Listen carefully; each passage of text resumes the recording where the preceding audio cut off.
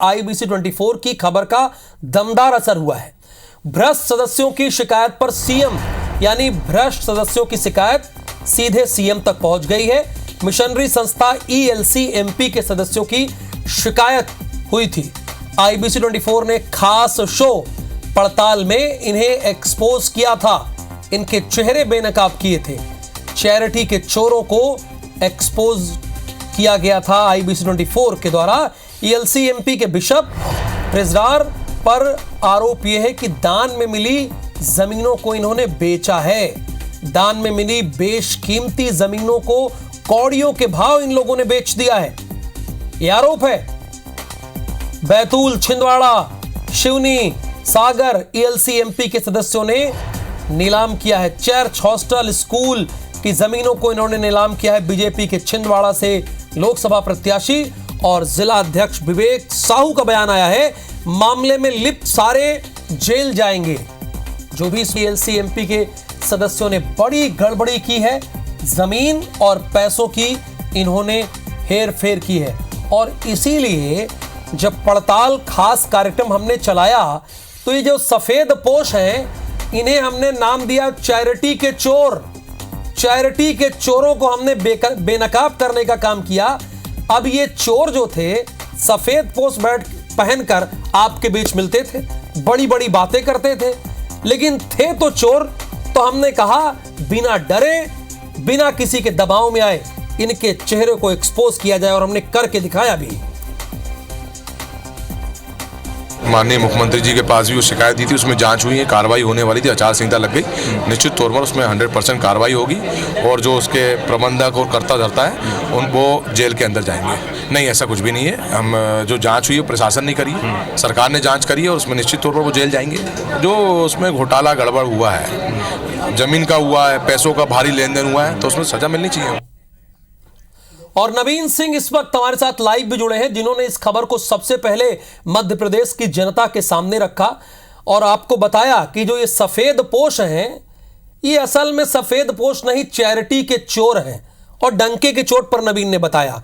नवीन, ये बताइए कि अब तक इस मामले में, चूंकि इस प्रोग्राम को चले 24 घंटे को होने को आए हैं, क्या एक्शन लिया गया इन चैरिटी के चोरों पर?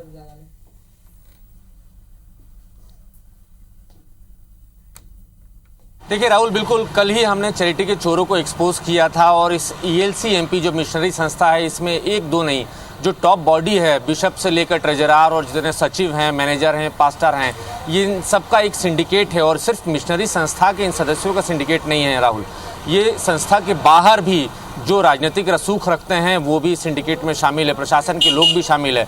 जाहिर है इसीलिए प्रशासन को कोई भी एक्शन लेने में थोड़ा वक्त लग रहा है। लेकिन IBC 24 की पड़ताल में जब हमने ELCMP के बिशप, ट्रेजरार, सचिव और जो मैनेजर हैं इनको एक्सपोज किया, उसके बाद से एक्शन होते हुए नज़र आ रहा है। आज ही छिंदवाड़ा ज़िले के जो जिलाध्यक्ष हैं विवेक साहू और लोकसभा के प्रत्याशी भी हैं, उन्होंने ही हमें ये अपडेट दिया है कि कल आपकी खबर देखने के बाद प्रशासन एक बार फिर सक्रिय हुआ है, दोबारा नोटिस जारी करने की तैयारी हो रही है और जो पुरानी फाइलें हैं उनको खंगाला जा रहा है। राहुल, मैं बता दूं कि चर्च की ज़मीन को इन्होंने कौड़ियों के भाव नीलाम कर दिया और वहां पर 28,000 स्क्वायर फीट में छिंदवाड़ा में उसमें शॉपिंग मॉल बनाने की तैयारी थी, और जिसकी शिकायत के बाद प्रशासन ने कार्रवाई नहीं की है। लेकिन अब ये उम्मीद बंदी है वहाँ के लोगों को, मिशनरी संस्था के जो तमाम जो लोग हैं, कि अब ज़रूर कार्रवाई होगी। और इसके अलावा बैतूल में ELCMP इंग्लिश मीडियम स्कूल के 30,000 स्क्वायर फीट की ज़मीन को वहाँ पर मॉल बनाने के लिए प्राइवेट पार्टी के हाथों दे दिया। तो ये शिकायत भी,